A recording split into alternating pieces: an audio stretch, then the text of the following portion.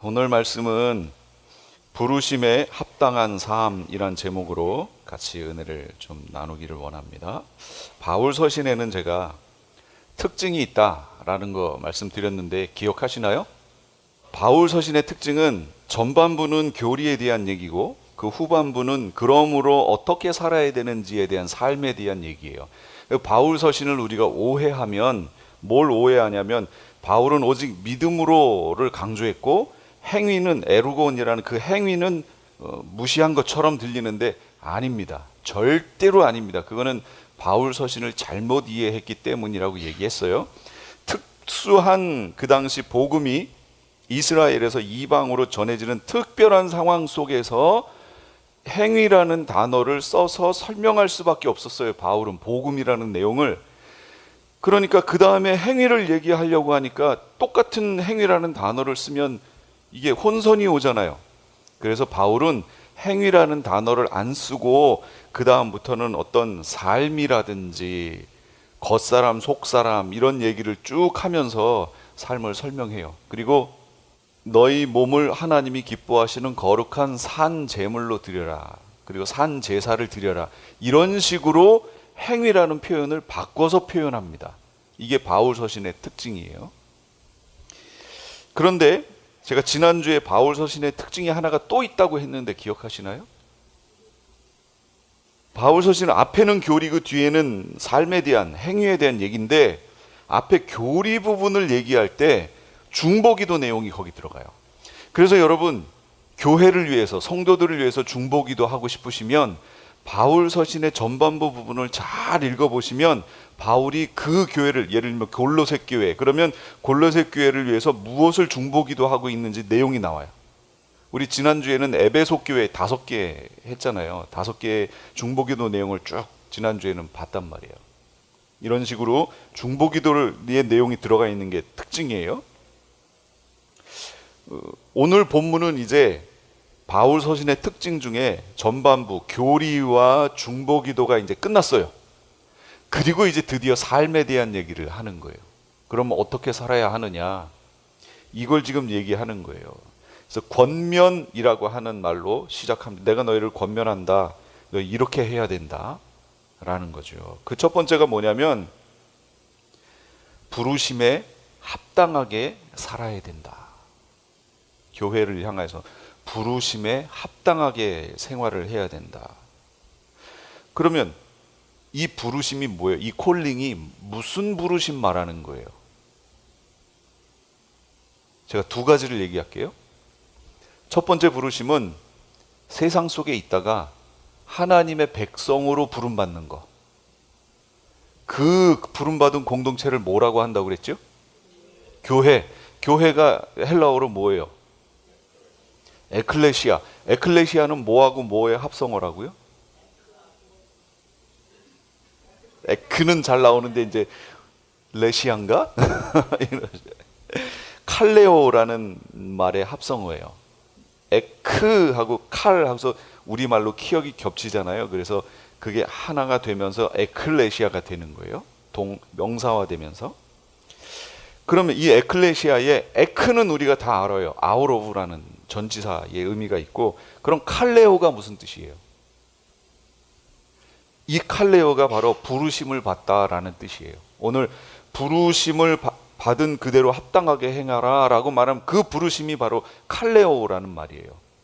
그러니까 여기에서 말하는 부르심은 첫 번째가 세상 속에 있다가 하나님의 백성으로 부름받은 거, 그거 말하는 거예요. 첫 번째는 그거예요.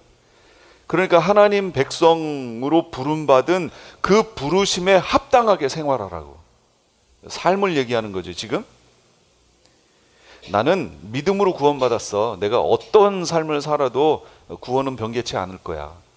여러분, 이거 잘못된 거예요. 여러분 절대로 명심하세요. 이렇게 복음을 이해하고 있다간 큰일 납니다. 나중에. 지금은 괜찮을 수 있어요. 나중에 큰일 나요. 예수님 오셨을 때 딱 예수님의 시험 테스트에 걸려요. 절대로 아니에요. 그 부르심에 합당하게 생활해야 돼요. 2번째 부르심은 뭐냐면, 그렇게 부르심을 받은 사람들 중에 특별한 콜링이 있는 이들 있죠. 소명. 예를 들면 주의 종으로 또는 선교사로 이렇게 부름받는 이들, 그 부름에 합당하게 생활하라고. 그 부르심에, 여기서 말하는 부르심, 콜링은 그 두 가지를 다 말하는 거예요.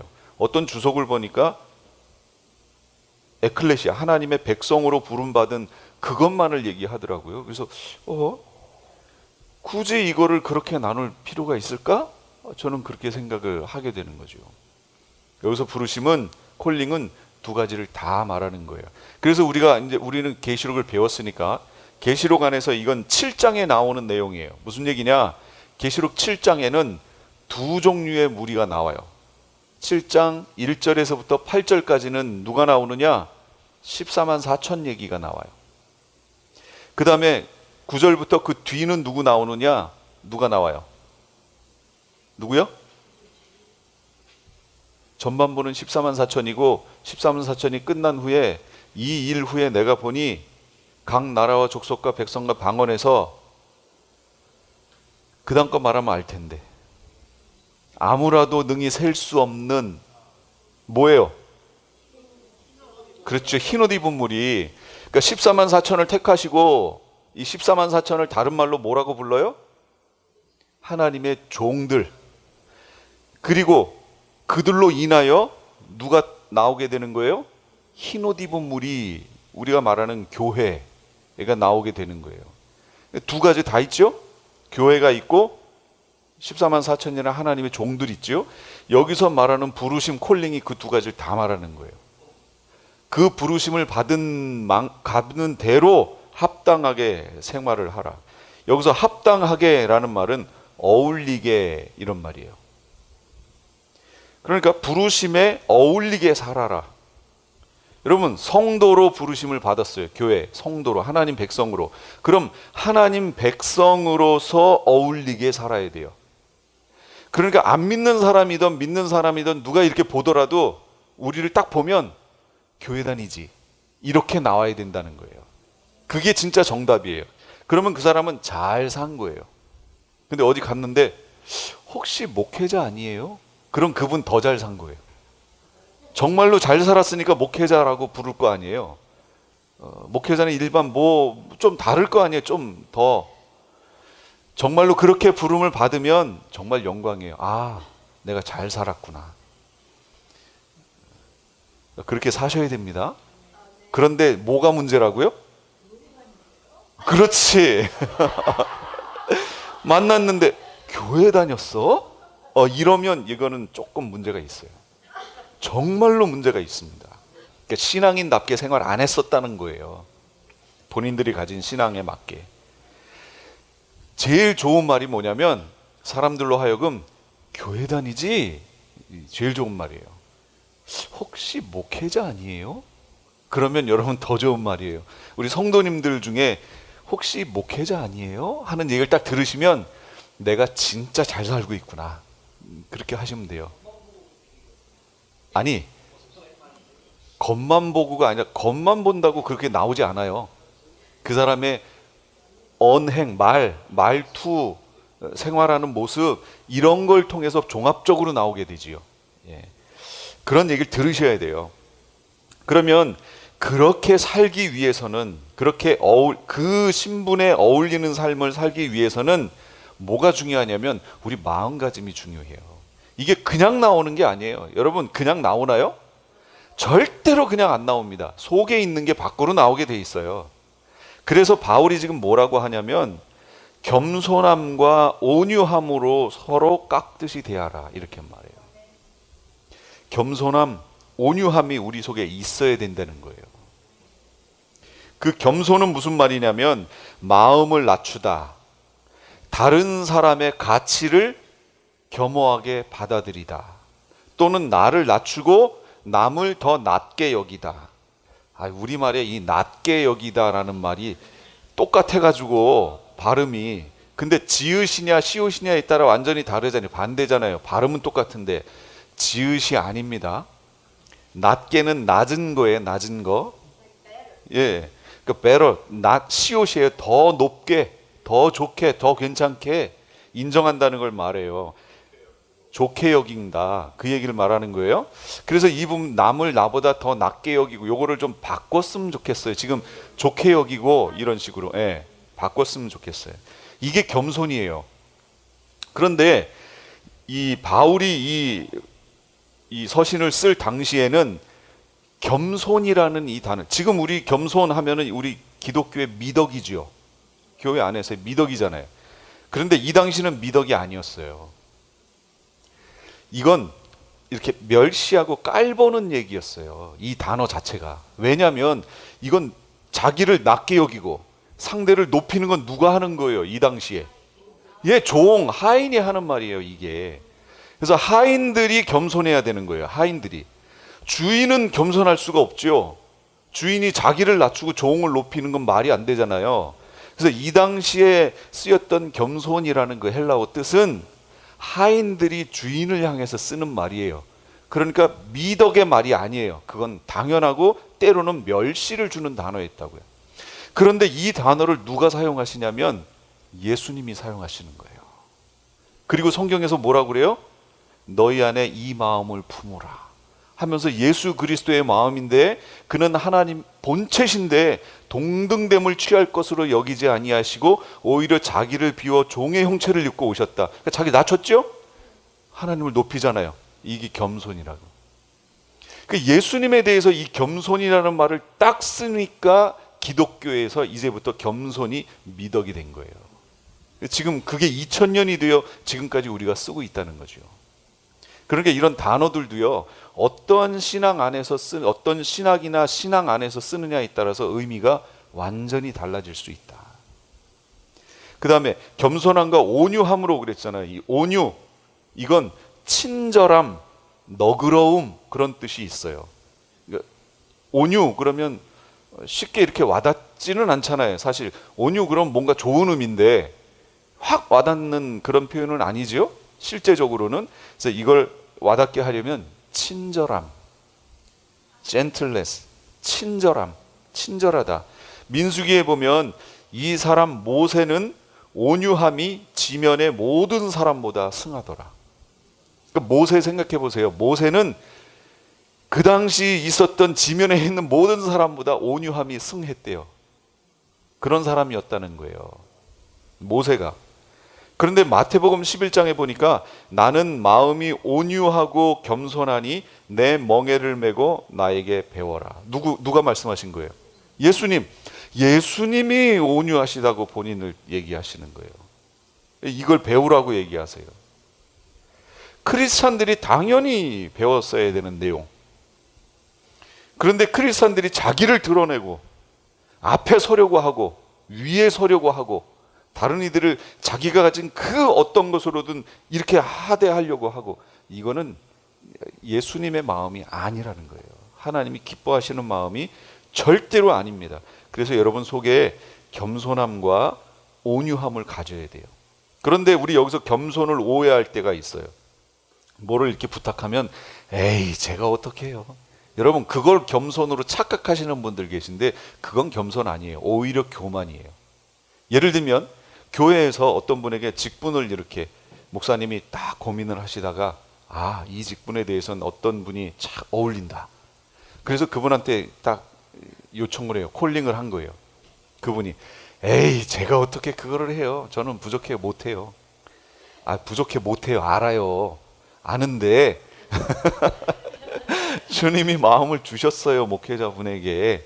그래서 권한 거예요. 겸손은 뭐냐면 하나님이 보시는 관점으로 똑같이 보는 게 겸손이에요. 하나님이 나를 그렇게 인정해 주셨잖아요. 그럼 우리는 어떻게 해야 돼요? 예. 아멘. 받는 거예요. 그게 겸손이지. 에이 제가 어떻게 그렇게 해요. 저 아직 부족해요. 부족한 거 안 되니까요. 근데 하나님이 그걸 인정하시고 그분을 세우신다고요. 부르신다고. 그럼 우리는 어떻게 하라고요? 아멘 하시라고요. 맡은 자에게 구할 것은 충성이에요. 노우가 아니고 충성하는 거예요. 그럼 하나님이 그걸 기쁘게 여기시고 부족한 거 안다고 그랬잖아요. 그걸 채우시는 거죠. 내가 그 수준에 됐기 때문에 하나님이 그렇게 쓰시는 게 아니에요. 수준이 좀 못 미치지만 그걸로 인정하셔서 그 사람을 성장시켜 가시는 거예요. 그 일을 통해서 그 수준에 맞게 하나님은 그렇게 하신다고요. 겸손하셔야 돼요. 온유하셔야 돼요. 그 다음에 또 어떤 마음 가져야 되냐면 오래 참음으로 사랑으로 서로 용납하래요. 오래 참음, 우리 지난주에 했죠. 인내와 오래 참음의 차이점이 뭐예요? 우리 겉으로 보면 똑같잖아요. 인내, 오래 참음 똑같은데 차이가 뭐예요? 그렇죠. 오래 참음은 안에서부터, 오래 참음은 내면의 감정, 노여움 이런 것들을 바로 확 폭발하는 게 아니라는 거예요. 걸러야 돼요. 이게 누구의 마음일까요? 이 오래 참음이. 예, 하나님의 마음이에요. 하나님이 만약에 속에 있는 거를 그대로 확 내보내셨다면 지금 우리 어떻게 됐을까요? 예, 없어요. 진멸이에요, 진멸. 없어요, 여기 없어요. 안 믿었을 때, 예수님 하나님 안 믿었을 때 뭐 볼 것도 없죠. 그런데 믿은 후는 볼 것 있나요, 여러분? 믿은 후도 볼 것도 없어요. 정말로 우리의 삶을 돌아보면 하나님의 오래 참으심이 아니면 우리 그 앞에 설 수 없는 자들이잖아요. 정말로 그렇다고요. 그런데 하나님은 그렇게 하시라고 놓고 우리는 그걸 안 쫓아해. 그러면 요거 뭐 문제 있다는 거예요. 우리도 하나님을 따라가야 된다. 하나님의 형상 회복해야 된다. 그 다음에 용납하라. 서로의 잘못을 용서하라. 용서하고 용납하고. 이게 기본적으로 크리스찬들 마음속에 있어야 되는 마음이에요. 이게 있을 때 부르심에 어울리게 살 수 있어요. 그래야 밖에서 살 때 아, 교회 다니시죠? 또는 하나님 백성이지요? 이런 얘기 듣는 거예요. 그렇지, 교회 다녔지. 이런 얘기를 듣게 되는 거라고요. 만약에 이런 거 진짜로 못 들어보셨다면 반성하셔야 돼요. 회개하시고 정말 그런 얘기 들을 수 있을 그런 삶의 모습으로 여러분 다시 태어나셔야 돼요. 정말로. 진짜로. 그게 따라와야 돼요. 그게 안 따라오면 안 돼요. 제가 누누이 얘기하죠. 자, 두 번째 권면은 뭐냐면 성령이 하나 되게 해 주신 것을 힘써 지키라. 성령님께서는 우리를 하나 되게 해 주셨는데요. 왜 이 하나 되게 해 주신 것을 지켜야 되느냐? 오늘 3절에서 6절까지 보니까 하나인 게 너무 많아. 보세요. 그리스도보다 제가 메시아라는 단어를 많이 쓴다고 그랬어요. 왜냐하면 메시아라는 용어가 히브리어의 원래 언어잖아요. 원래 기름 부음 받은 자를 표현하는 게 마시아흐예요. 마시아흐. 근데 마시아흐 우리 말에 없는 이것까지 써가지고 마시아흐 막 이러면 좀 이상하잖아요. 근데 구약에 메시아라고 나와 있으니 거기까지만 좀 가자 그런 거예요. 그런데 이게 헬라어로 넘어오면서 뭐로 바뀌었다고요? 크리스토스 이렇게 바뀌었어요. 이게 영어로 오더니 뭘로 바뀌었어요? 크라이스트. 이게 한문으로 오더니 어떻게 바뀌었어요? 그리스도. 우리말로 그래서 받아서 그리스도 하는 거예요. 그러니까 그리스도라는 말은 사실은 없는 표현이에요. 메시아가 오히려 좋아요. 저는 그래서 예수님도 예수보다는 예슈아가 더 맞다고 얘기했잖아요.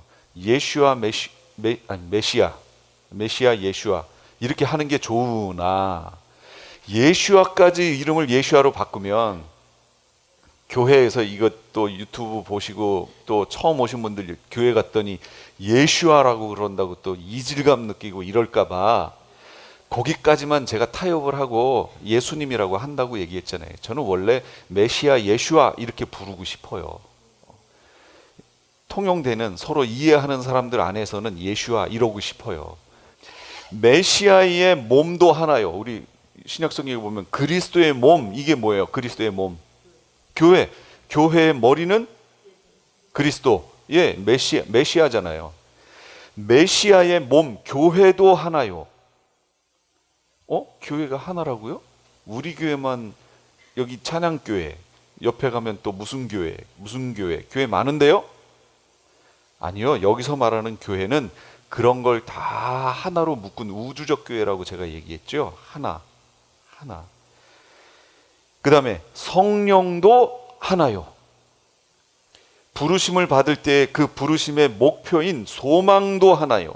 주님도 한 분이요, 믿음도 하나요, 세례도 하나요, 하나님도 하나요. 하나님도 한 분이잖아요. 성령은 우리를 하나 되게 만들었어요. 이 앞절에, 에베소서 앞절에 보면 유대인들과 이방인도 어떻게 됐어요? 하나가 됐어요. 함께 지체가 되고 함께 약속에 참여하는 자가 돼. 함께, 그러니까 하나가 됐어요. 그러니까 성령님께서 우리에게 하나 되게 해주신 것 우리 힘써서 지켜야 돼요. 갈라지면 안 돼요. 지켜내야 돼요. 그런데 이걸 지켜내기 위해 여기서 성경에서 표현하는 표현이 뭐냐면 지체라는 표현을 써요. 지체. 제 몸에도 많은 지체가 있어요. 그렇죠? 그 지체들이 다 모여 하나가 되어 제가 된 거잖아요. 근데 자세히 보면 각 지체가 다 있어요. 이렇게 다 이름을 또 다 따로 불러요. 엄지손가락, 새끼손가락 이렇게 부르고, 그러니까 이게 찬양교회, 요건 무슨 교회. 그러니까 그걸 그 뒤에 교회라는 이름을 붙이지만 원래대로 치면 공동체 이렇게 부르는 거예요. 찬양 공동체, 무슨 공동체, 또는 무슨 지체. 그래서 이들을 종합하여 합해서 교회라고 부르는 거예요. 교회의 원래 의미가 그거라고요. 그런데 이 교회들을 하나님이 세우실 때요, 각 지체별로 하나님께서 은혜를 주세요.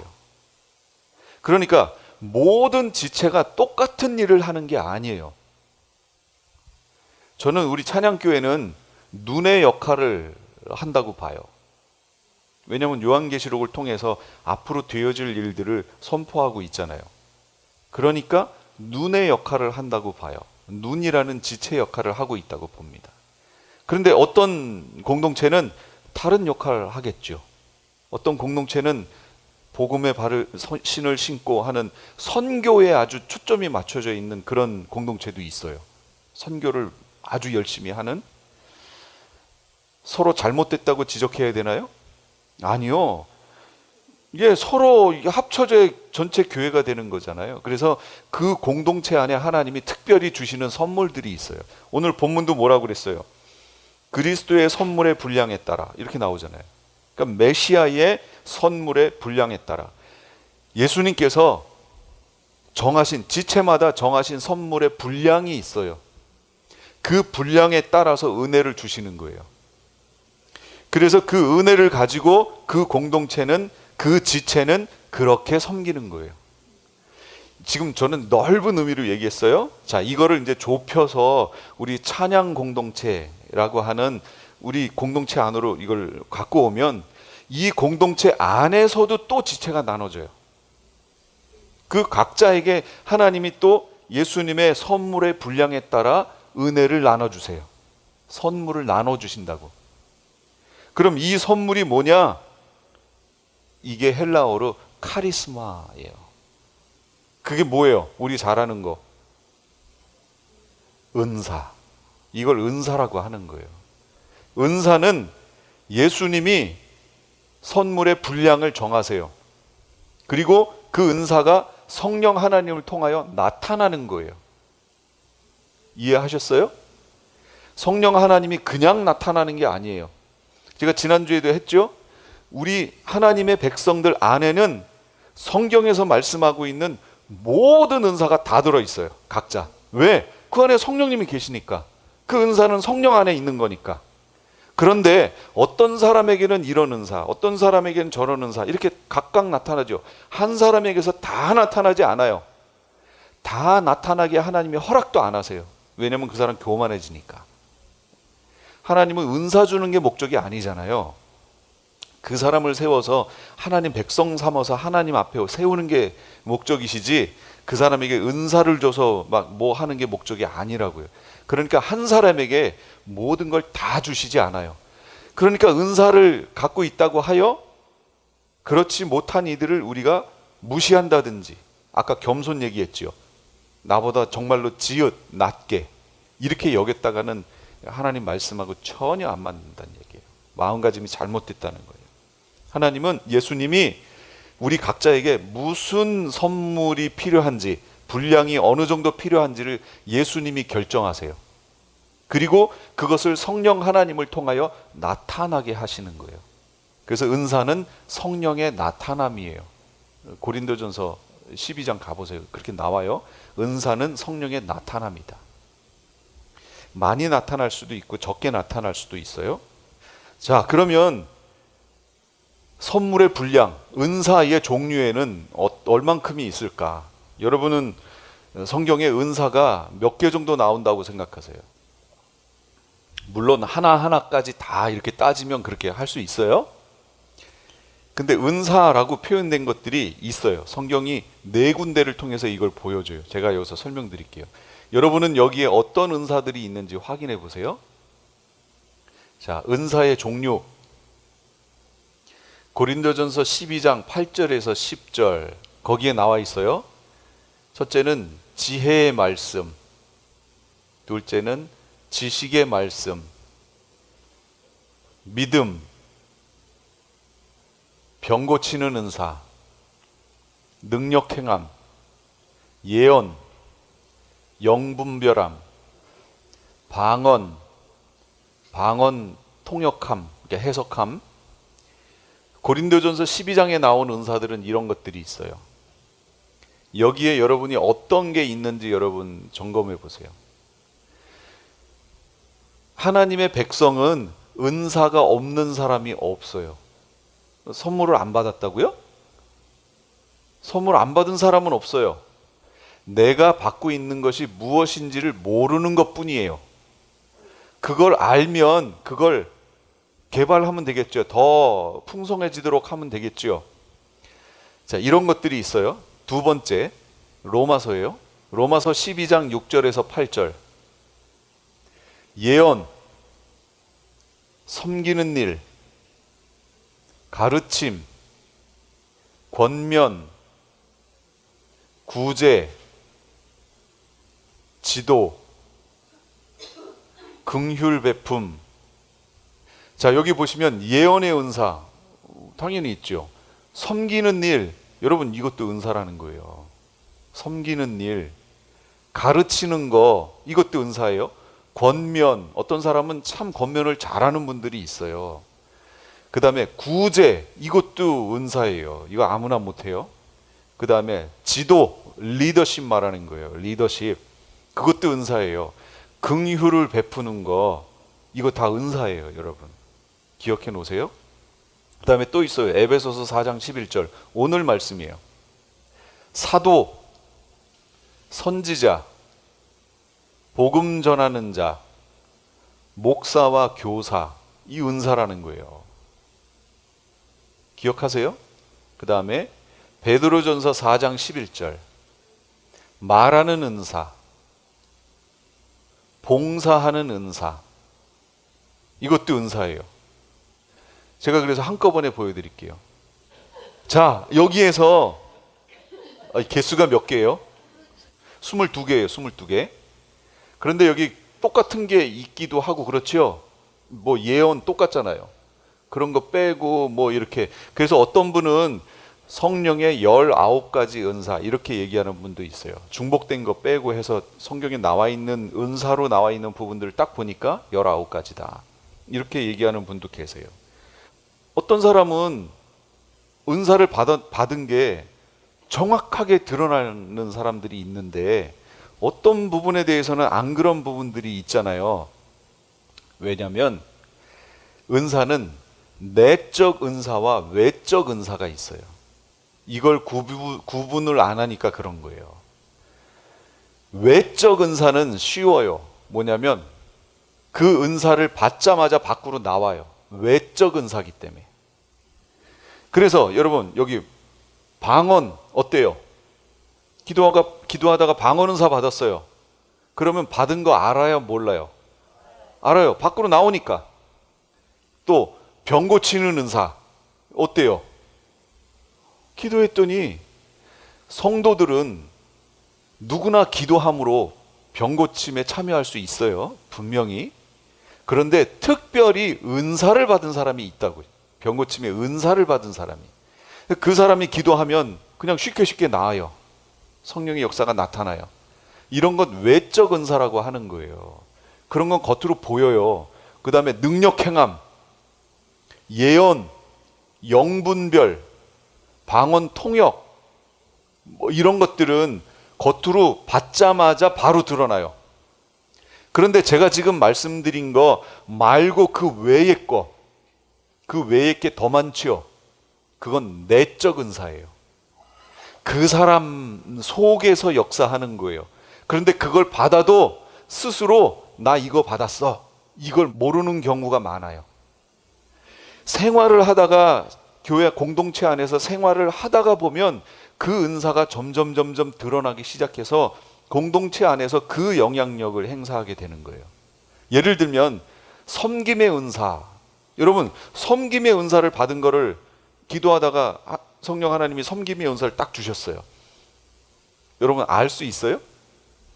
잘 몰라요. 내가 섬김의 은사를 받은지 몰라요. 그런데 공동체 안에서 생활을 이렇게 하다 보면 그 사람은 진짜 정말 잘 섬겨. 다른 사람들을. 이게 보여요. 구제. 교회 안에서도 다 똑같지 않아요. 구제를 정말 잘하는 사람이 있어요. 자기가 못 먹는 한이 있어도 구제 잘하는 사람이 있어요. 은사예요. 그거 아무나 할 수 없어요. 여러분, 나도 할 수 있는데 할 수 있을 것 같죠? 안 돼요. 그거 안 돼요. 정말로 안 돼요. 섬기는 거, 뭐 권면, 지도하는 거, 리더십이 특별히 있는 그런 분들도 있어요. 긍휼을 베푸는 거, 여기 보면 사도, 선지자, 복음 전하는 거, 목사와 교사, 말하는 은사, 봉사하는 은사, 뭐 가르침, 그 다음에 지혜의 말씀, 지식의 말씀, 이런 것들은 다 내적 은사예요. 이거는 본인들이 신앙생활을 하면서 삶 속에서 교회 공동체 안에서 생활하면서 이걸 하나하나 찾아가는 거예요. 그래서 그걸 가지고 섬기는 거예요. 여러분, 저 은사가 있는 사람들은 그 일을 할 때 가장 행복해해요. 그리고 가장 쉬워요. 예. 그러니까 은사가 있는 그 부분을 가지고 섬길 때 가장 쉽게 해요. 은사니까. 근데 그게 아닌 부분을 하려고 그러면 힘든 거예요. 예. 그렇지만 그렇다고 안 해야 되는 건 아니에요. 내 거 아니니까 나는 하지 말아야지. 여러분, 섬기는 거, 섬김의 은사 난 안 받았어. 저 성도가 받았나 봐. 난 안 받았어. 난 안 해. 이게 크리스찬의 자세예요? 아니요. 내가 할 수 있는 범위 안에서 하는 거예요. 그런데 특별히 은사 받은 사람은 더 그 부분에 대해서 한다고. 쉽게 한다고요. 그러니까 나에게 있는 은사가 무엇인가, 여기 이제 해놨어요. 이거 편집해서 유튜브에 올릴 테니까 요거 찾으셔서 나에게는 무엇이 있는지 찾아보세요. 교회 공동체가 세워지려면 저 은사들이 필요해요. 다 은사예요. 그래서 내 삶 속에 있는 저 부분을 내가 어떤 은사를 어떤 것으로 섬길 때 쉽게 이걸 해낼 수 있는지를 찾아내서 그걸 더 개발하셔야 되는 거예요. 예. 그러면 교회 생활이 쉬워요. 혼자 모든 걸 다 짊어지고 막 이렇게 가려고 하면 번아웃 되는 거예요. 그게 쓰러지는 거예요. 그게 뭐냐면 그걸 교만이라고 하는 거예요. 왜 내가 그걸 다 지고 가죠 지금? 나만 할 수 있다고 생각하니까. 저 사람은 그게 안 된다고 생각하니까 그러는 거 아니에요. 그러니까 그 사람을 더 좋게 여기라니까요. 그래서 혹시 이 일은 그분이 더 잘할 수 있지 않을까 해서 같이 나누는 거예요. 교회 안에서는 이걸 하면서 가는 거예요. 우리 교회에서 내가 요리를 제일 잘해 해가지고 요리를 그냥 매주 해보세요. 좋지요 뭐. 가능해요? 가능은 한데 나중에 가면 어떻게 된다고요? 예, 번아웃 돼요. 나중에 쓰러지는 거예요. 그래서 왜 나만 이거 해야 돼? 이렇게 된다고. 은사를 가지고 섬기지 않으면 나중에 원망 불평이 나와요. 그 은사를 가지고 교회를 섬겨야 된다. 특별히 다른 사람들을 위해서 중보하고 기도하는 그런 은혜를 받은 분들이 있어요. 그런 분들은 그걸로 최선을 다해서 섬겨야 돼요. 정말로. 그러면 왜 이런 은사들을 주셨냐? 그 얘기예요. 왜 예수님이 이런 은사를 분량대로 사람에게 정해서 그렇게 하셨느냐? 여러분, 제일 안 좋은 반응이 뭐냐면, 하나님 왜 쟤는 주시고 왜 나는 안 주시냐고 하는 거. 이거 제일 안 좋은 거예요. 이거 예수님이 정하는 거라고 그랬잖아요. 예수님이 선물의 분량대로 정하시고 성령님을 통하여 그게 나타나게 하신다고 그랬잖아요. 그러면 예수님이 무슨 이유가 있어서 그렇게 하신 거잖아요, 지금. 그런데 그걸 못 믿겠다는 표현이에요. 그거는 부럽긴 한데 그걸로 인해 가지고 그럴 수는 있는데 그럴 수는 있죠. 그럴 수는 있는데 문제는 거기에 묶인다는 거예요. 하나님은 나에게 다른 은사를 주셔서 그걸 가지고 섬기길 원하셔서 예수님이 그 분량을, 선물의 은사를 정하셨어요. 근데 나는 그거 필요 없고 이 사람이 가진 거 난 그거 달라고 그러는 거예요. 나에게 주어진 걸 가지고 최선을 다해야지. 우선 내적인 은사 있잖아요. 우리의 삶을 인격적으로 변화시켜가는 은사인데 겉으로 봤을 땐 처음에는 잘 안 보여요. 그런데 이게 살아가면 살아갈수록 우리의 내면을 예수님 닮도록 바꿔가요. 이 내적 은사가. 그게 나타나도록 만드는 게 내적 은사예요. 그래서 사실은 내 삶이 변하려면 내적 은사가 충만해야 돼요. 그게 많아야 점점 내 모든 인격까지 변화되어 주님을 닮아가게 돼 있어요. 그래서 우리가 갖기를 지금 얘기하신 것처럼 이 은사를 저에게 주세요 하고 우리가 추구해야 되는 그 은사, 사모하고 간구해야 되는 은사는 대부분 내적 은사예요. 그런데 우리는 그걸 거꾸로 하는 거예요. 어떻게 해요? 외적 은사에 대해서 우리가 추구한다는 얘기예요. 외적 은사는 겉으로 드러난 거. 예언 기도하니 얼마나, 제가 저한테 예언 기도를 주시면 제가 성도들을 섬기고 그 사람을 세우고 이 상처 받았을 때 그들을 회복시키고 위로하고, 주님 제가 그렇게 할게요. 저한테 주세요. 할 수는 있는데 그게 진짜 그 마음인가 한번 점검해 보란 얘기죠. 내가 그거에 대한 어떤 부러움이나 어떤 시기나 이런 마음이 거기 들어가 있지 않냐? 그 얘기예요. 내 욕심으로 쓰려고 한 거 아니냐? 예수님은 나를 그렇게 쓰려고 한 게 아니었는데 나는 그 사람처럼 쓰이고 싶은 그 욕심에서 구한 거 아니냐? 그 얘기죠. 그러니까 대체적으로 내가 구하고 소망해야 되는 은사는 내적 은사라는 거예요. 외적 은사는 성령 하나님이 우리에게 필요한 모양대로 나타나게 하시는 거예요. 그러니까 보이는 거에 여러분 현혹되지 말라고요. 마지막 시대는 미혹이 임할 건데요. 그 미혹의 내용이 보이는 것들이에요. 진짜로. 그래서 보이는 거에 미혹되기 쉽도록 하나님이 그걸 미혹의 역사를 허락하신다고 그랬어요. 왜냐하면 진리를 믿지 않고 허망한 데 마음 두는 사람들 구별해 내시려고. 교회에 있지만 모두가 참된 진리이신 하나님께 돼야 되는데 그게 아니고 겉으로 보이는 거에 마음을 뺏겨가지고 미혹된단 말이에요. 그러니까 미혹은 보이는 거예요. 그러니까 거기에 마음 두지 마시고 오늘 보여드린 여기 이 안에서 보이지 않는 그 내적 은사에 대해서 여러분 간구하고 추구하세요. 그래서 그걸 가지고 주님을 닮아가도록, 인격이 주님 닮아가도록 그렇게 만드셔야 돼요. 그러면 왜 이런 은사를 주님께서 주시는가? 각 사람에게 필요한 모양대로. 왜 이걸 주시는 거예요? 오늘 본문에 있어요.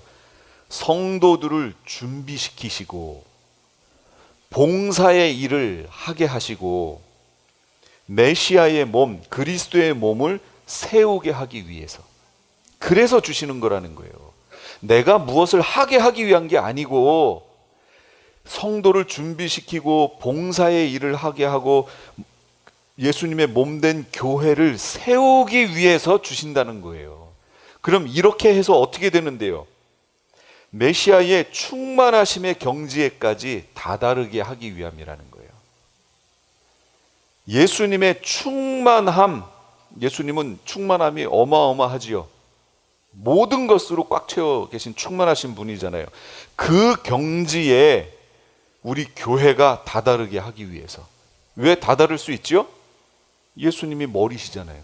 우리 몸이면 우리 몸은 예수님께로부터 오는 모든 것을 영향을 받겠네요.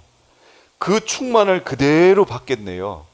그런데 우리 지체가 나는 이 엄지손가락이 내 머리에서 주는 모든 메시지를 받아서 이게 존재하고 움직이지, 나는 달라 하고 따로 떨어져 있으면 머리의 지시를 받지 않는 거 아니에요. 그럼 충만이 끊어진 거죠. 머리로부터 오는 모든 충만을 받을 수 있도록 하기 위해서 그렇게 우리를 지체로 삼으시고 각자에게 필요한 분량대로 정하셨다는 거예요. 눈의 역할을 하는 이는 보는 거에 최선을 다해야죠. 그렇죠? 발의 역할을 하는 이들은 발 걷는 거에 최선을 다해야 되는 거예요. 근데 발이 눈이 부럽다고 보여달라고 그래. 발이. 그러면 이건 뭔가 이상하잖아요. 눈이 걷는 게 너무 멋있어. 걷게 해달라고 그래요. 눈이. 그럼 뭔가 이상한 거 아니에요? 갑자기 튀어나와서 눈이 막 이렇게 걸어다녀요? 그러니까 각자에게 주신 선물의 분량이 있다고. 이걸 깨닫는 게 중요해요. 그 나타난 게 뭐냐가 중요한 게 아니고 나에게 무엇이 있는가, 하나님이 나를 어떻게 세우시는가. 그래서 우리의 모든 초점은 주님께 있어야 된다는 거예요. 머리 대신 메시아에게까지 다다르는 거, 성장하는 거, 이게 중요해요. 그리고 오늘 본문 바울이 마지막에 가서 뭐라고 하냐면 경고를 해요. 경고. 뭘 경고하냐면 어린 아이로 머물러 있어서는 안 된다라고 경고해요. 지난주에 했죠. 어린 아이에 머물러 있을 때의 최악의 상태가 뭐예요? 떼 쓰는 거? 최악의 상태. 배교. 신앙의 어린아이 상태에 있을 때의 최악의 상태는 배교에 이를 수도 있다. 다 배교가 아니고요. 배교에 이를 수도 있다는 거 있잖아요. 그래서 히브리서 6장 1절부터 쭉 얘기해. 장성한 분량에 이르라고 하는 그 얘기 했었고 다 했죠. 그런데 오늘 본문에서 바울이 그걸 경고하는 거예요. 어린아이에 머물러 있으면 안 된다.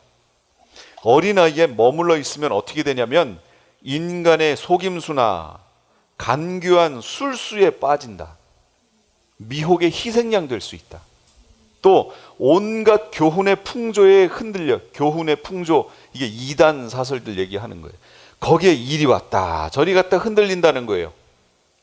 그러니까 어린아이에 머물러 있으면 안 돼요. 신앙인은, 속사람은 성장해야 돼요. 예수 믿을 때 태어났으면 거기서부터 계속해서 성장해야 돼요. 장성한 분량에 이르러야 돼요. 성장은 선택이 아니에요. 필수예요. 반드시 해야 되는 거예요. 예수님 오셨을 때 어린아이, 예수님이 어린아이들을 보시고 이들을 예수님께 오는 것을 금하지 말라 하시니까 어린아이가 마치 긍정적인 의미로 이해하시면 안 됩니다. 여기서 말하는 어린아이는 신앙의 아주 초보의 수준 말하는 거예요. 여러분 거기에 머물러 있으면 나중에 배교에 이를 수 있다라고 분명히 말씀드렸어요. 성장의 원리는 뭐예요? 그럼 어떻게 성장해요? 간단해요. 바울이 가르쳐준 교훈이에요. 각 지체가 그 맡은 분량대로 활동할 때 성장한다는 거예요. 각 지체에게 하나님이 은사를 주셨잖아요. 선물 주셨죠? 분량대로 주신 그 안에서 그것을 믿음으로 잘 감당할 때 신앙이 쑥쑥쑥 성장하는 거예요. 그렇게 되면 어떤 일이 벌어져요? 우리 교회만 해도 각자에게 똑같이 동일한 은사를 하나님이 주시지 않아요. 다 다른 은사를 주셨어요. 참 부러운 분들 많아요. 주셨어요? 그러면 각자에게 주어진 그 선물의 분량대로 여러분 최선을 다해서 봉사해야 돼요. 그러면 우리 찬양교회라는 이 공동체가 하나의 몸이 되는 거죠. 한마디로 하나의 몸이 되어 우리 각자는 지체가 되고 하나의 몸이 되어 이게 쑥쑥 성장한다고요. 우리 각자가 지체가 성장해야 몸이 성장하는 거잖아요. 이렇게 성장한 공동체가 큰 교회, 우주적 교회 안에서의 또 하나의 지체가 되고, 이렇게 성장한 공동체가 어딘가에 또 많이 있겠죠? 이 공동체들이 각각 지체가 되어 전체 교회가 되는 거예요. 이 교회들이 예수 그리스도의 장성한 분량에 이르는 거예요. 그렇게 되도록 정하셨어요. 오늘 본문 말씀의 제일 끝에는 아주 중요한 말씀이 나와요. 사랑 안에서 몸이 세워지는 것, 건설되는 것. 제가 이거 뭐 할 때 얘기했죠? 예수님이 승천에 올라가실 때 뭐라고 그러셨어요? 처소를 예비하러 가노라. 처소를 예비하면 내가 다시 와서 나 있는 곳에 너희도 있게 하리라. 근데 예수님 오셨어요? 안 오셨어요. 그럼 왜 안 오셨죠? 그렇죠. 처소가 아직 처소를 예비하면, 그러니까 다 완성되면 그 얘기잖아요. 다 완성되면 오세요. 근데 왜 아직까지도 완성을 못 하시죠? 예수님이 참 능력도 없으시네. 말씀 한마디로 다 천지도 창조하셨는데 우리가 가 있을 곳을 아직까지도 지금 2000년이 지났는데 완성을 못 하셨다면 예수님이 능력이 없든지 게으르든지 그거 아니에요? 예, 오늘 본문 그 끝에 말씀이 그거예요. 우리 각자를 벽돌로 삼아, 또는 오늘 표현대로 말하면 지체로 삼아, 지체. 몸, 전체 몸에 각각의 지체예요. 우리 몸에는 60억 개가 넘는 세포가 있대요. 이 세포들이 각자 일을 해야 이 몸이 되는 거예요. 그럼 살찌면 세포 수가 늘어나요? 늘어나요. 실제 늘어나요. 살찌면 세포 수가 늘어나요. 근데 문제는 뭐냐면 세포 수만 느는 게 아니고 그 세포의 하나의 크기도 늘어요. 그래서 다이어트 하면 무슨 현상이 나오냐면 하나하나의 세포가 크기가 작아지는 거예요. 그럼 다이어트 한 것 같죠? 근데 세포 수는요? 세포 수가 안 줄어. 그래서 그 다음부터 요요 현상이 나오면 급격하게 다시 찌는 이유가 세포 수가 늘기 때문이에요. 그래서 처음부터 살찌면 안 되는데 빼야죠. 어쩔 수 없죠. 어쩔 수 없지 뭐. 교회도요. 그리스도의 몸도 지체들로, 세포들로 이루어졌단 말이에요. 우리 각자가 다 세포란 말이에요. 이게 돼가지고 하나의 교회를 형성하는 거예요. 지금 이게 아직까지 모든 세포가 완성이 안 됐어요. 이 세포가 각자 필요한 위치에 다 있어야 되는 거예요. 지금 이거를 예수님이 지금 짓고 계시다고요. 이게 표면화된 그 단어가 뭐예요? 이게 하늘에서 뭘 완성한다고요? 새 예루살렘, 그거예요. 완성된 그리스도의 몸, 그게 뭐냐? 그게 새 예루살렘이에요. 그래서 예수님이 그게 완성되면 그때 오시는 거예요. 그런데 그 새 예루살렘이 언제 완성돼요? 우리 이 땅에서 있는 지체, 세포 하나하나인 우리가 끝날 때까지, 마지막 주자가 나올 때까지, 그때까지 새 예루살렘은 계속 지어져야 되는 거예요. 완성되면 이 세상에서 구원 얻을 자의 숫자가 차면 그때서 끝나는 거예요. 그러니까 그때 오세요. 그러니까 거룩한 성 새 예루살렘, 그게 지금 우리를 통해 지어지고 있습니다. 지금 우리 공동체를 통해서 그게 지금 지어지고 있는 거예요. 멋있게 지어지고 있을 거예요. 결혼식 할 때 얼마나 화려하게 해요. 화려하게 해도 욕을 안 먹는 게 결혼식이잖아요. 얼마나 신부들은 또 신랑에게 보여주려고 이쁘게 또 막 차려입고 막 끌리는 옷을 입고 다니며 평생 한 번도 입지 못할 옷들을 입으면서 그렇게 아름답게 표현들을 해요. 예수님이 우리를 위해서 그렇게 지금 준비하고 계세요. 우리는 상상도 할 수 없는 것으로 지금 주님이 준비하고 계십니다. 이 땅에 있는 것과는 비교할 수 없는 것들로 지금 준비하고 계세요. 그럼 우리가 할 게 뭐예요? 신부단장하고 준비하는 거예요. 그게 뭐예요? 성도들의 옳은 행실이로다 그랬잖아요. 주 안에서 오늘 말씀 주셨던 것처럼 우리가 믿음으로 겸손과 온유로 오래 참음으로 내 내면을 다듬고, 그리고 하나님께서 우리에게 주신 선물의 분량을 찾아내서 그걸 가지고 교회를 세워가고 하나 되는 것, 이걸 만들어 갈 때 우리가 큰 교회 안에서 하나의 지체가 되어지고 큰 교회가 완성되어지고, 결국 새 예루살렘이 완성되어 우리를 위해서 말할 수 없는 영광으로 주님께서 그걸 우리에게 선물로 주실 줄로 믿습니다. 여기에 다 참여하시는 우리 성도님들 되시기 바랍니다. 기도하겠습니다.